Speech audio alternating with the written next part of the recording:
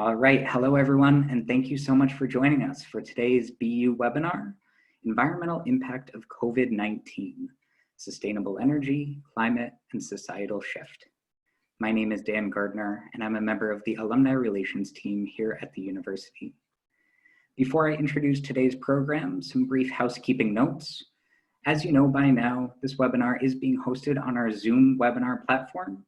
And if you experience any trouble with the audio or visual portions of this presentation, please contact Zoom support at 1-888-799-9666. Today's presentation is being recorded and will soon be available for on-demand viewing on the alumni website found at bu.edu/alumni. Our speakers are very eager to answer any questions that you may have, and you're welcome to submit them throughout the presentation using the Q&A box, and you can find it by hovering over at the top or bottom of your screen and selecting Q&A. Now, it's my pleasure to introduce our first speaker for the day, Dr. Peter Fox-Penner. Dr. Fox-Penner is founder and director of the Boston University Institute for Sustainable Energy and professor of practice at the Questrom School of Business, where he teaches courses on sustainable energy and electric power. Prior to BU, he served for over 2 decades as principal and chairman of the Brattle Group, an economic consulting firm where he remains an academic advisor. Before this, he served as a senior official at the US Department of Energy and the White House Office of Science and Technology Policy. Dr. Fox-Penner is a frequent speaker on energy topics and the author of numerous published articles and books, including the highly acclaimed Smart Power, Climate Change, the Smart Grid, and the Future of Electric Utilities, and its sequel, Power After Carbon. His research has been widely cited, including in one Supreme Court decision. Dr. Fox-Penner, thanks so much for being here today and sharing your expertise with us. The floor is all yours. Thank you, Dan. Good afternoon to everyone, or morning, wherever you are. Happy Earth Day 50, the 50th anniversary. Really a very auspicious occasion to have this conversation, even if we weren't in the midst of this tremendous crisis. But with both of those events, it certainly warrants the conversation we're going to have today, and I'm delighted you're joining us. Let me first, before doing anything, just do what I think we all should do, with those of us who are lucky enough to be sheltered in place comfortably, and that is to acknowledge the real tragedy and hardship around us and say thank you to the people who are keeping our society going now, healthcare workers, the frontline people delivering things to our doors. And I just wanted to say that, get that out of the way. And I know everyone listening feels the same way. Let me tell you just for 1 or 2 minutes about the Institute for Sustainable Energy, for those of you who don't know. We are a 4.5-year-old institute within the university, and we're university-wide. We report up to Gloria Waters, the Vice President for Research. We work with all 17 of the schools and colleges at BU on all aspects of the sustainable energy transition. We call ourselves a think and do tank. We have 60 affiliated faculty from all across the university. We work on everything from clean transportation to the water energy nexus to the power grid, which we'll talk about today, and lots of other things. When this webinar closes, our website will magically come up, and please look around. Get on our mailing list if you'd like. And one of the things that we've tried to be is a kind of a hub and community for sustainable energy research, but also outreach to industry, outreach to alumni. And we have lots of alumni engaged with us. We have a wonderful advisory board, and hopefully some of you are listening. And we also have a community of senior fellows, very distinguished folks, not long-term traditional academics, but very well respected in their fields. We have 18 of them now from all disparate walks of life, all very distinguished careers in sustainable energy. And one of them we're delighted to have with us today, who will follow me, Phil Warburg. You'll hear from him.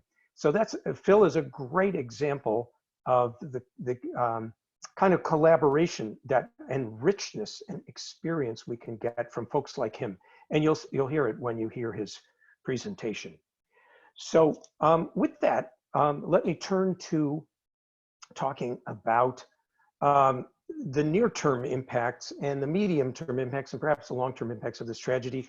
And Phil will take up on some really interesting and path-breaking thoughts, I think, on the long-term future and what it might hold in store for us. I'm going to focus a little bit on the near term, or much more on so. And I'm afraid that most of the measurable effects of this triple crisis are negative, somewhat predictable, and quite tragic in many, many ways. It's also evident, I think, that the so-called new normal that will emerge in the near term from this will clearly have some changes. Phil's going to talk about that, and I'm not going to. I don't believe that those shifts will be anywhere near enough to take us where we need to go on the clean energy transition, but they will be interesting and important, and I'll leave the rest to Phil on there. The surprising and promising thing that I am seeing from this crisis, and this is very much, how to say this, anecdotal, as we academics say. There's no proof of it. It's just somewhat intuition and hunch and feeling.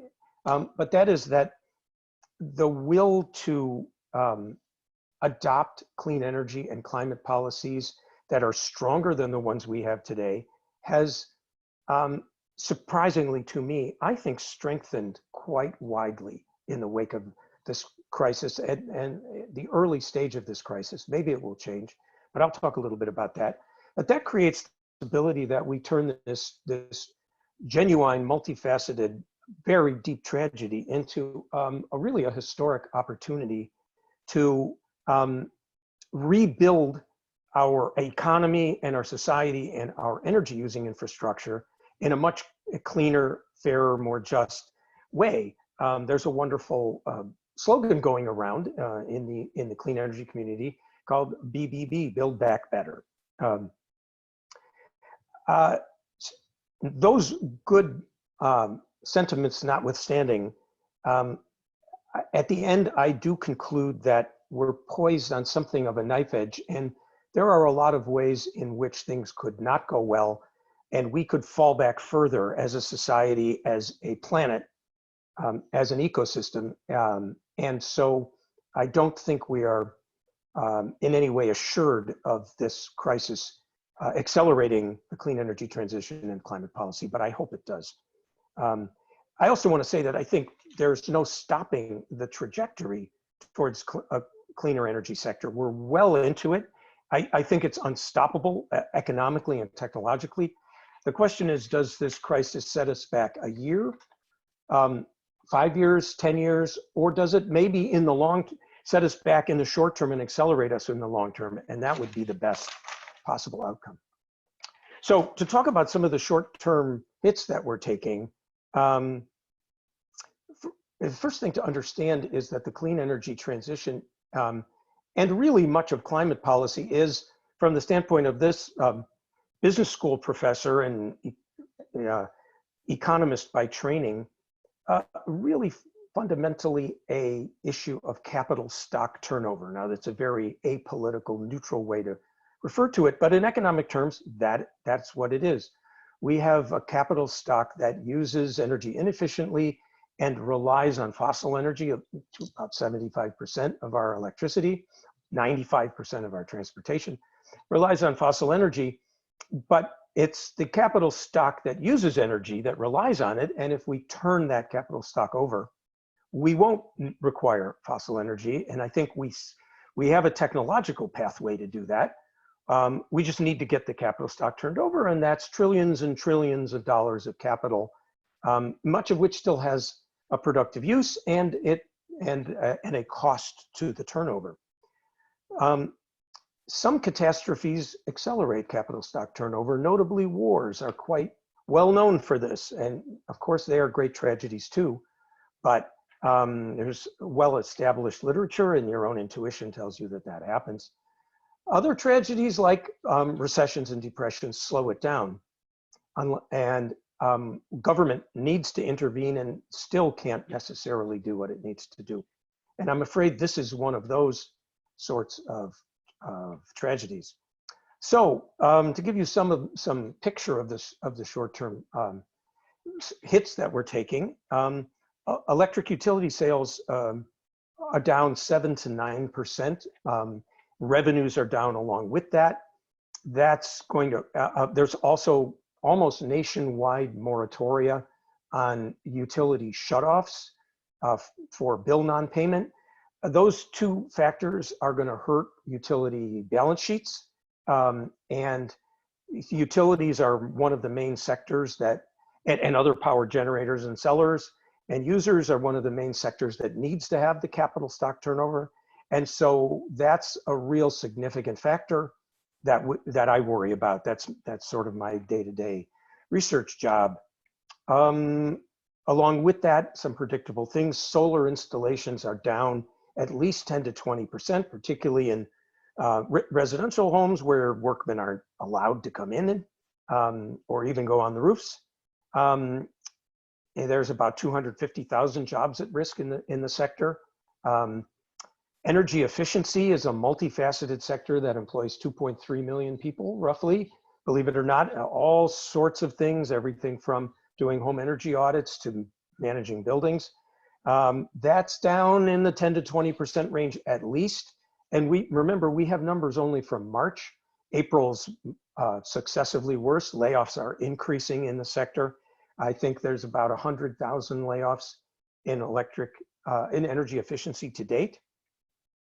The large renewable energy projects that we see when we look out across the landscape and see big wind farms and solar farms, which have been growing tremendously in the last few years. They've slowed down. Many have stopped due to supply chain disruptions or work stoppages or those sorts of things. Unfortunately, restarting big construction projects, as many of you know, is not an easy thing. And so we don't know when some of the key parts will be available, when the crews can come back, and that sort of thing. And then there's also problems in future planned additions with a slowdown in electricity use that will probably persist. That's part of the new normal. And there's some good aspects to it, but it will hurt the turnover rate. I think EIA, the Energy Information Administration, the official US Energy Statistical Agency, predicts renewable energy generation down 5 to 10% this year, and new renewable capacity additions in that same realm. And that's in contrast to typical years when it grows by 5 to 10% or even more. And so that's a real reversal of momentum, hopefully short-lived. Electric vehicles, one of the most important dimensions of the clean energy transition. The sales, as anyone would imagine, down 43% so far, or 41%, excuse me, over last March.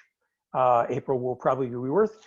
Interestingly, and it's not happening in Europe. Europe has a stronger policy support base for EVs, but I think it will still go down in Europe. Transit use down 73%. As we all could understand, when it comes to transitions that require the cooperation and funding from cities and states, governmental units, that's the funding. I'm going to talk about the policies in a minute, but the funding is really going to be hurt because, as we know, cities and states are getting hit with tremendous healthcare costs, just tremendous strains on everything that they have to do, tremendous workforce strains. They have very, very important priorities now. Those priorities will continue. We need to keep our people housed and fed. And as all of those imperatives just soak up their budgets and their bandwidth. Transit systems are getting the revenue hits from those 73% ridership declines. We may even see transit system bankruptcies.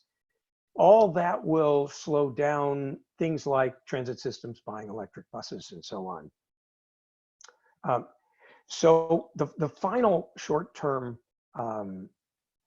sort of hit that we're taking is the most tragic and senseless of all to me, and that is at the federal level, an animosity towards clean energy and a desire to protect the fossil fuel industry. And thus a quite, I think, cynical use of this tragedy to suspend and roll back many, many longstanding environmental policies, really because they can call on the emergency and use that as a justification, even when it makes no sense, will almost certainly be ultimately reversed in the courts where it's already being challenged. But I'm referring, of course, to things you've read about on the administration rolling back CAFE standards. It revoked California's ability to put in lower vehicle emission standards and electrical vehicle incentives. It's filed petitions at the Federal Energy Regulatory Commission to end a very common way of funding solar energy. And there's many other environmental rollbacks that I won't go into. So there's a really, I think, tragic and I think short-lived and wrong-headed policy redirection at the federal level.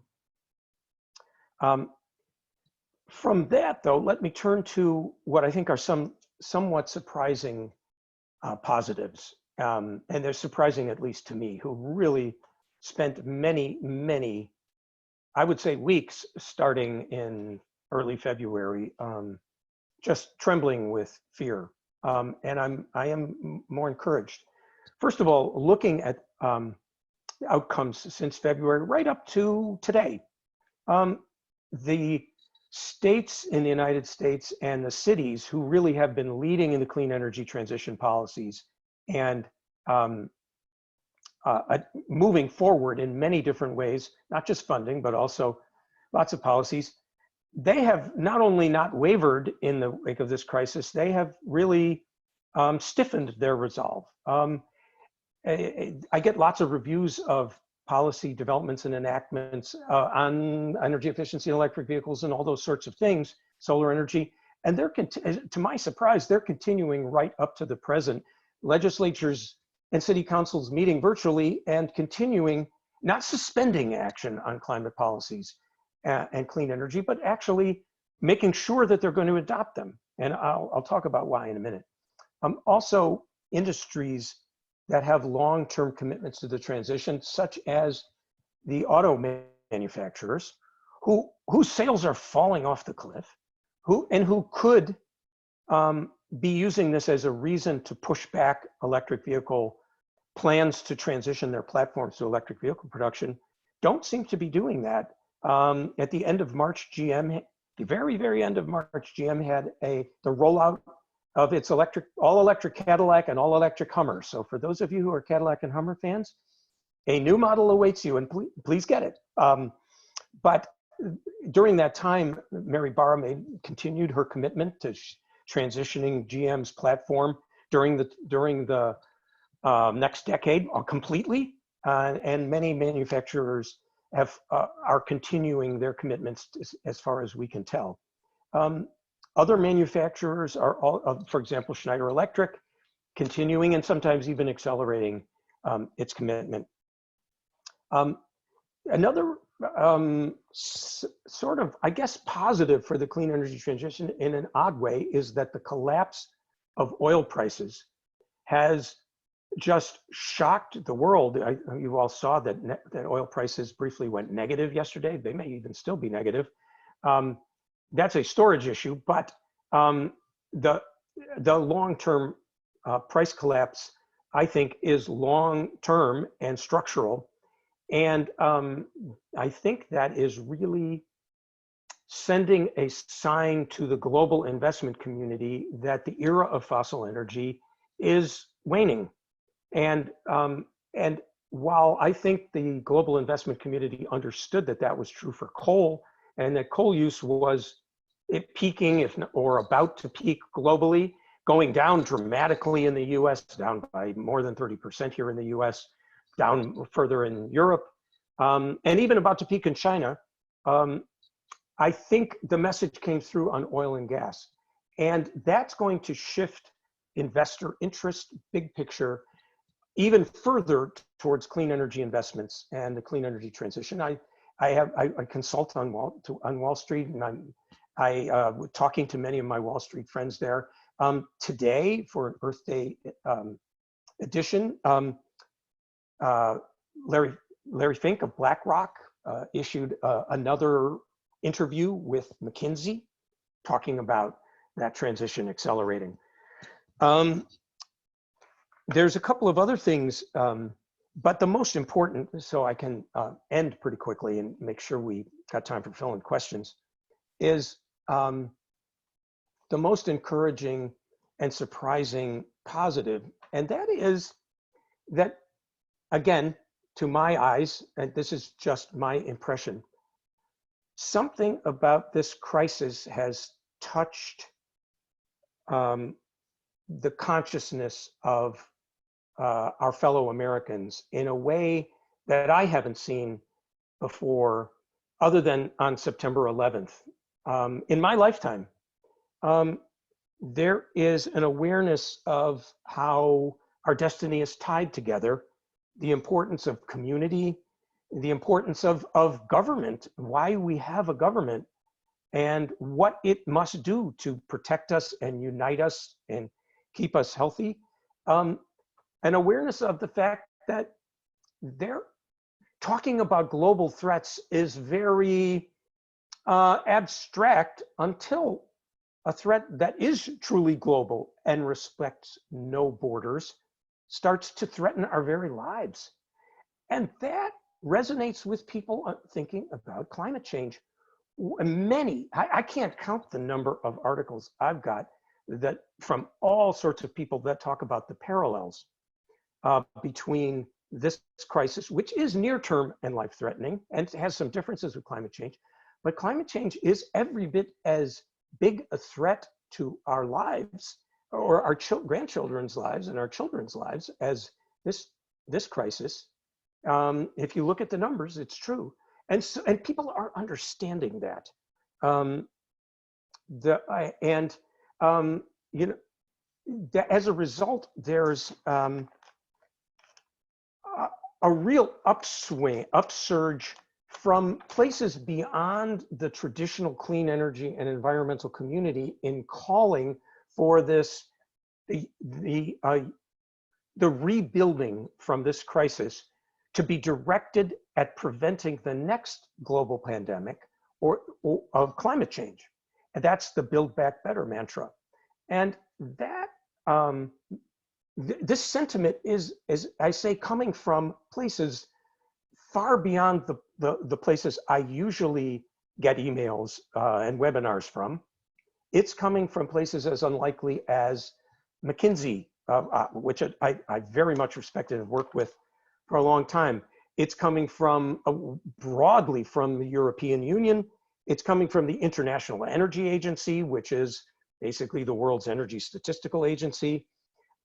Experts at Harvard Business School like Rebecca Henderson, the AFL-CIO, to commemorate Earth Day, just a few hours ago, the AFL-CIO and former Energy Secretary Ernie Moniz signed something called the Labor Energy Partnership, which is basically, big, if I could call them big labor's recognition that there is a tremendous economic opportunity and labor opportunity in the clean energy transition and coping with climate policy, but that labor, which has traditionally been tied to kind of large traditional energy, needs to turn its attention to rebuilding in a new way. And there's many, many other voices out there that I haven't heard before large and small. And that's very, very encouraging. As I said, we could fall either way. There's a lot of ways that this crisis could bring out the darker angels of our nature, to quote Abraham Lincoln, but I'm hopeful that it won't. And I'll just end with a quote. Some of you saw this in my Boston Globe op-ed. A sustainability officer from Ann Arbor, Michigan, was talking very personally when just a few weeks ago, the Ann Arbor City Council met virtually. There's a crisis coming on like a freight train in Michigan. What she said is, quote, "This is a moment, at least for me, of deep reflection about what it means to be a resilient community, what it means to be a resilient household, and what it means to be nested in a resilient neighborhood." I just think the new normal is going to be different, and I am hopeful that the better angels of our nature will bring us to building back better and to a faster, more just climate and clean energy transition. And with that, it's my pleasure to hand it back over to Dan, who will introduce Phil, and I look forward to your questions. Thank you so much, Peter. We really appreciate it. And again, if you'd like to submit questions, you can do so using that Q&A box, and we'll go through as many questions as we can at the very end. So our next speaker is Philip Warburg, a senior fellow at the Boston University Institute for Sustainable Energy. And he's the author of 2 recent books on renewable energy as well: Harness the Sun, America's Quest for a Solar-Powered Future, and Harvest the Wind, America's Journey to Jobs, Energy Independence, and Climate Stability. A seasoned environmental lawyer with roots going back to the 1970s, he was president of the Conservation Law Foundation, New England's leading environmental advocacy group from 2003 to 2009. Previously, he directed the Israel Union for Environmental Defense in Tel Aviv, and he was an attorney at the Environmental Law Institute in Washington, D.C. He has worked with governments and citizen groups on environmental initiatives in several Middle East nations and across Eastern Europe as well. Phil, thank you so much for also being here. Take it away. My pleasure. You can see the PowerPoint now on the screen, is that correct? Yes. Yes. Yep. Okay, terrific. When my brother heard that I would be giving a talk called Grounded in the Post-Pandemic Age, he sent me, oh, this is not working. Hold on a second. Oh, it's not working. Wait a minute. Let me try again.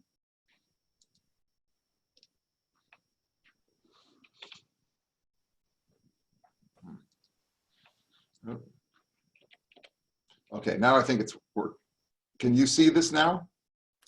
No. Not quite yet, but if you start sharing again, we should be able to. Okay. No. Let me try again. Share screen.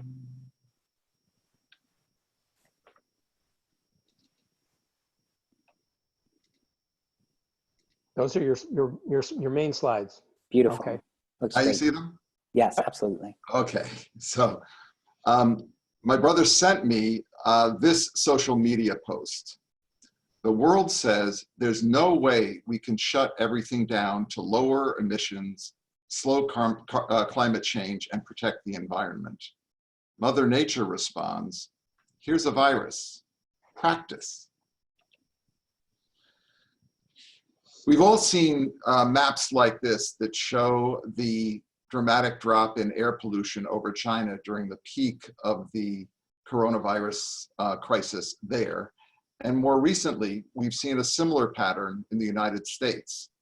Along the I-95 corridor in the Northeast, there's been a 30% drop in nitrogen oxide emissions this month as compared to the 5 previous Marches. So a very significant decline in pollution. Across the country, highways are nearly empty, factories have slowed or shut down, and air travel has ground to a near halt. In the last week of March, global air traffic was 55% lower than in the same week in 2019. And on April 17th, global air traffic, the United States air traffic showed that there were 95% fewer travelers than on the same date last year. COVID is certainly not good news for public health, but the pandemic does reveal how profoundly human activities can affect our global atmosphere, including the greenhouse gas emissions that we generate through what we tend to call our normal daily life. This comes as no surprise, but the big question is, what will happen after the pall of this pandemic lifts? Are there changes in the way we go about our work, our recreation, our travel, and our family life that will have a lasting impact on America's energy use? Will everyday commuting yield to a greater reliance on working from home? All of us, I'm sure, have come to realize how much work can be done remotely, from one-on-one consultations to webinars like this one, to online Zoom conferences involving hundreds of people. My wife is the director of sustainability at a large architecture firm here in Boston. Normally, she works in a vast open plan office space with about 300 of her workmates. These days, she goes to meetings, so to speak, via Zoom, dozens of them per week, all from her makeshift home office. Some are with clients all over US, Europe, Asia, and Latin America. Many are internal meetings. And last week, she addressed the entire staff, again via Zoom. When the Oxford English Dictionary rates the most commonly used words of 2020, I'm sure that Zoom will top the list, right behind COVID-19 and coronavirus. In what ways might these accommodations to a stay-at-home emergency last beyond the COVID-19 crisis? Might companies think before sending their managers and their marketers to trade conferences across the country or halfway around the world? Will universities get serious about implementing a carbon cap on travel for faculty and other employees? The University of Santa Barbara, California at Santa Barbara, did a study and found that about a third of the campus's carbon emissions come from faculty and staff flights to meetings and conferences. That amounts to about 55 million tons of greenhouse gas emissions per year. Post-COVID-19, might colleges and universities be prepared to forego a substantial portion of that travel? And what about leisure travel? Recent data has shown that at least 80% of all US air travel is for leisure purposes.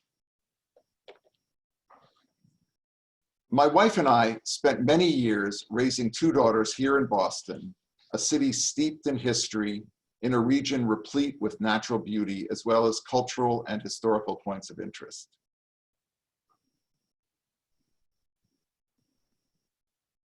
I'm embarrassed to say that we never really walked the Freedom Trail with our daughters, and we took them to New Hampshire's White Mountains exactly once.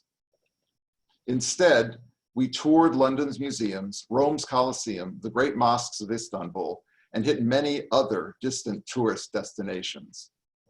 Air travel has been second nature to our family, and I call myself an environmentalist. I'm singling out air travel because it has been identified as one of the major growth vectors in global carbon emissions. Today, worldwide, it constitutes about 2.5% of all human-generated greenhouse gas emissions, but it's growing steadily. In a recent UN study, the best case scenario for air travel in 2050 was that 12% of the global carbon budget that we need to stay within to keep global average temperatures from rising more than 1.5 degrees Celsius by 2050 could come from air travel. But this would only be achieved with a total switch to biofuels, which would be no small undertaking.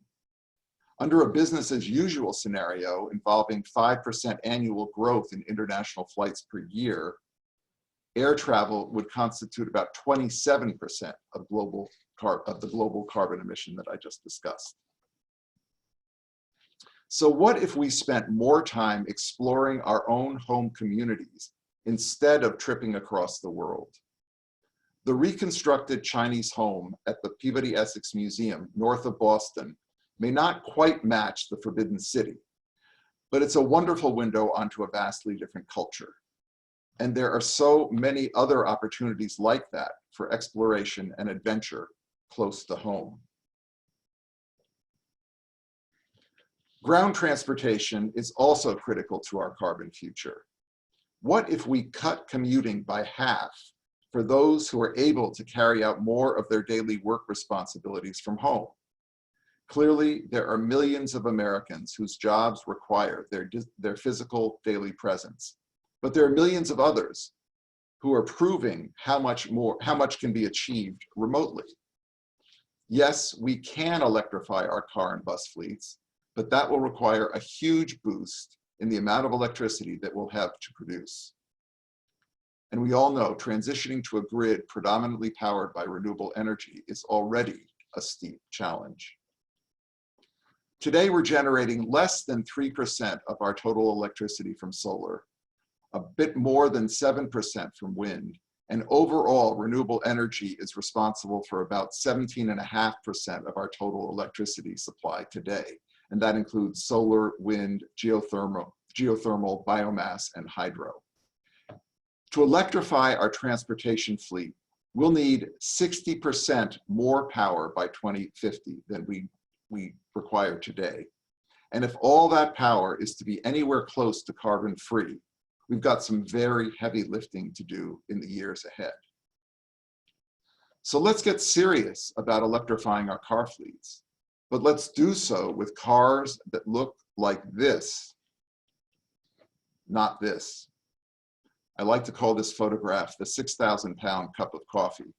And as Peter mentioned, GM's rollout of 2 all-electric vehicles were vehicles that are part of the problem, very frankly, Cadillac and a Hummer. We're used to producing automotive giants, and we've got to change that profoundly. If Ford and GM are going to be hooked on making SUVs and trucks, we have to change the distorted regulatory signals that have given them license to produce these outsized giants. 69% of all motor vehicles sold in America in 2018 were SUVs and trucks. In 2020, Ford's declared goal has been to produce 90% of total car sales from SUVs and trucks. The Trump administration has severely weakened the corporate average fuel economy standards that govern motor vehicle fuel use and greenhouse gas emissions. But let's be honest, the CAFE standards, as they're called, were fatally compromised from the start. When they were established in the late 1970s, CAFE created 2 separate categories for fuel economy. Tighter ones for cars, more lenient ones for so-called light trucks. At this time, this may have seemed an innocent miscalculation. SUVs were hardly known and relatively few Americans were buying them. Some of you may remember the Ford Bronco. It was a novelty at the time. But since then, both Democratic and Republican administrations have perpetuated CAFE's duality. In fact, the Obama administration deepened the divide by creating what it calls a footprint-based standard that gives larger vehicles an easier ride than smaller ones. The bigger the car or the bigger the truck, the more lenient the standard. So under Obama's reforms, Ford can produce nothing but F-150 trucks if it wants to, and still comply with the law so long as it meets the lenient standard for that supersized footprint category. And that's precisely what's happening. When was the last time you saw an ad for a gas-sipping Ford or GM sedan, let alone a small electric vehicle? Trump's so-called safe vehicles rule will only make it easier to produce big, inefficient motor vehicles. This system has to change. Another thing we have to do is tap the huge amounts of renewable energy here in our home communities. Boston University's soon-to-be Center for Computing and Data Sciences is ahead of the curve in helping the city of Boston achieve citywide carbon neutrality by 2050. Even sooner, it will help BU reach its goal, which is net zero carbon emissions by 2040. 31 geothermal wells dug 1,500 feet deep will supply the heating and cooling for this large building. But there's a lot more we can do to tap our local renewable energy resources. The National Renewable Energy Laboratory has estimated that we could be getting about 39% of our current power needs from rooftop solar alone. And that's after subtracting roofs that are shaded by trees or other buildings, roofs that have the wrong solar orientation, and roofs with too little available space. Why have we not found better ways to incentivize building owners to turn communities like this one, a classic triple-decker neighborhood in Boston, into solar powerhouses? A group called MapDwell has produced some really extraordinary online maps that show the levels of solar exposure of rooftops in about 6 different major US cities. And what you see here is a part of the Dorchester neighborhood in Boston, a 3-decker neighborhood with loads of solar radiation hitting those rooftops and virtually no solar arrays installed in that community. We need grant programs so that homeowners in low to moderate income neighborhoods like this one can install their own solar arrays. California has a program like this. It's called Grid Alternatives. Using state funds and philanthropic resources, this nonprofit has installed thousands of free solar arrays on qualifying homes while training thousands of workers in solar installation. It's a win for the environment, a win for those who see their electric bills slashed, and a win for workers finding jobs in the solar industry. We should have a vastly scaled up national program making solar affordable to millions of homes across America and across income sectors. We also need incentive schemes to give renters access to solar. 63% of Bostonians rent their homes. One step could be to incentivize landlords to lease their rooftops to third-party solar power producers who could, in turn, create community solar arrays with subsidized rates for low to moderate income households. Other solar rooftop opportunities abound, but we just keep missing the mark. On the left, you'll see a field house at an unnamed Boston area educational institution, not BU, just built, perfect opportunity for a lot of solar electricity, no solar electricity. What you see on the right is the University of Colorado at Boulder, which did something very different with its field house. These opportunities are all around us, and yet we are ignoring them and not taking advantage of this prodigious energy resource.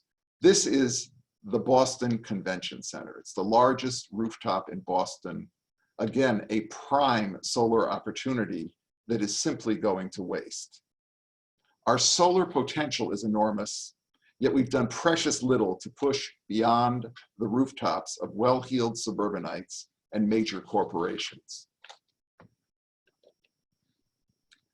When many of us were growing up, being grounded was just about the worst punishment our parents could mete out. Maybe in the post-pandemic era, we need to think differently and more enthusiastically about being grounded in the communities that we know and love and in communities nearby that we've yet to explore. Thank you. Thank you so much, Philip. We really appreciate it. And at this point, we are happy to move on to Q&A. I know we've got a number of questions here in the queue, both for Peter and Phil. Again, if you have a question, you can submit it using that Q&A box. The first one that I want to go to came to us from Cedric. And Cedric says, speaking of those darker or better angels and justice, What is happening to ensure a more ecologically just outcome?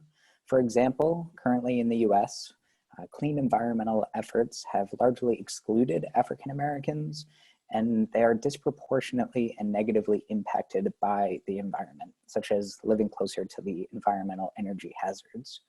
What is being done to ensure that our better angels will lead to a more equitable and ecologically sustainable outcomes? I guess, Peter, if you'd like to begin. Well, that's a very good question, a very broad question, and impossible to probably address in any less than maybe a week of discussion. But I'll just give some thoughts, and I think Phil should definitely chime in, who's thought quite a bit about this. First of all, I have been working in this area really since college, or so since the 70s, like Phil. And in the last 10 years, I would say there's been just an explosion in the recognition of what Cedric mentioned in his question, which is that environmental harms disproportionately affect communities of color and just low-income communities generally. COVID is another example of that, but it was also true in Hurricane Katrina and many, many other climate, heat deaths from climate, the environmental emissions from large-scale facilities. All these, there is now much better understanding of that those things affect communities of color. And as a result, I really do believe that there is no discussion of clean energy policy or climate policy now that I'm aware of that doesn't include just transition or environmental justice as an element within it.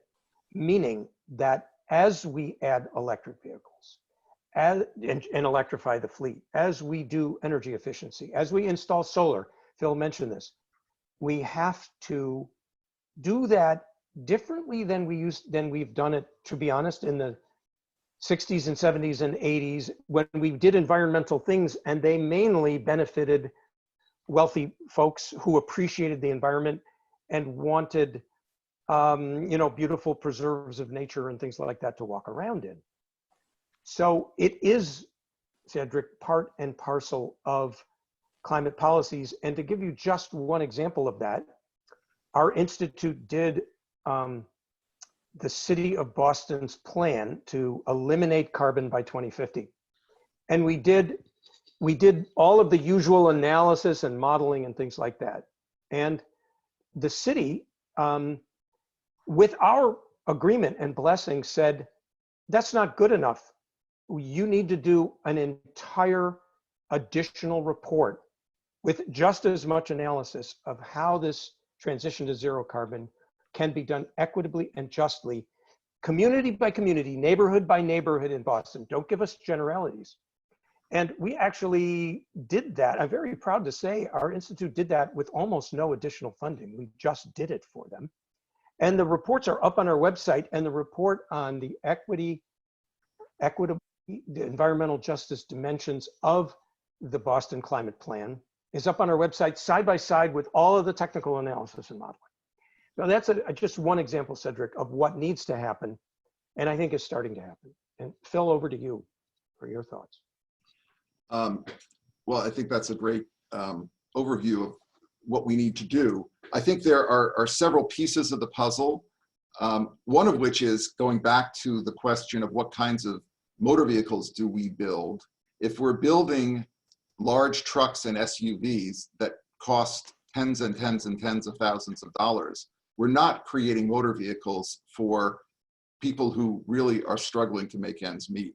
And if we were to fundamentally reform our CAFE standards, or call them whatever you want to call them, so that we were incentivizing our motor companies to make fuel efficient cars, eventually electric cars, we would be going a long way toward reducing our carbon emissions and allowing the broad segment of the population that right now is struggling to make ends meet to have the mobility that they need to get to their jobs. And so that's certainly one piece of the puzzle, I think. And the grant programs I mentioned for solar apply also to energy efficiency. There's a lot of talk these days about net zero buildings. And again, my wife is an architect. We like to think that we will transition to a future where our buildings will be net zero carbon. Now, that sounds like a wonderful ambition. The reality is our building stock turns over on average every 40 years or so. And if you look at an older city like Boston, I haven't seen the exact numbers, but my assumption is the turnover is a lot slower than that. The three-decker neighborhoods I was showing are buildings that were built at the turn of the 20th century. And my prediction is that those buildings will still be occupied in 2050. So we can't simply look to a future where we're going to have zero carbon emissions buildings. We've got to look to make our existing building stock more energy efficient and also to use every opportunity we have to tap renewable energy in those buildings. So we have a long way to go. I think with the car situation, we missed a huge opportunity with the recovery plan for the automotive sector back after the recession of 2008, 2009, when we could have set real strictures on the kinds of cars that reviving auto companies could build, but we didn't do that, and it was a big mistake. And the only other thing I just want to stress is that it's not just in Boston that a very large percentage of the population live in rented dwellings. It's really across the country. So when we're thinking about renewable energy or energy efficiency, we've got to think about what will be the best match for the many, many millions of people who live in rented households. Well, thank you both so much. And I realize we're coming up against the top of the hour. I apologize to everyone. We got started just a few minutes late, but I do want to be mindful of your time and all our attendees' time as well. So I just wanted to take the opportunity to say thank you to both of you for taking some time today on Earth Day to help us celebrate here in the alumni community. We're so grateful that you took time out of your day today to share your expertise. And I really appreciated the fact that you ended on, you both ended on a pretty optimistic note. There is some hope out there. I really loved, Peter, when you were talking about BBB, Build Back Better. I certainly hope from your words to our policymakers' ears and all those other stakeholders that you mentioned. So thank you both so much for being here today. My pleasure. Thank you. And my thanks also go out to all of our guests today. And I specifically want to thank those of you who have donated to BU in the past.